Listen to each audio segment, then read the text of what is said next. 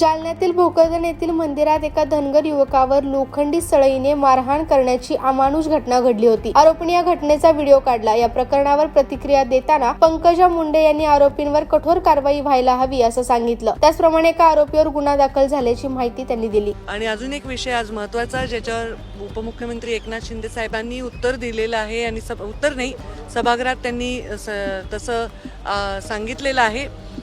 जालन्यामध्ये भोकरदनमध्ये एका मुलाला प्रचंड अमानुषपणे सळ्या गरम करून वगैरे मारलेला आहे। आज त्याचे भाऊ आणि त्याच्या घरची फॅमिली मला भेटायला आली होती आणि शिंदे साहेबांनी सांगितलंय सभागृहात की त्यांच्यावर कडक कारवाई करू, त्या लोकांवर कठोर कायद्यांचं हे लावू, त्यांच्यावर मोका लावू, अशा प्रकारचं त्यांनी सांगितलेलं आहे। एसपींशी पण मी बोललेली आहे।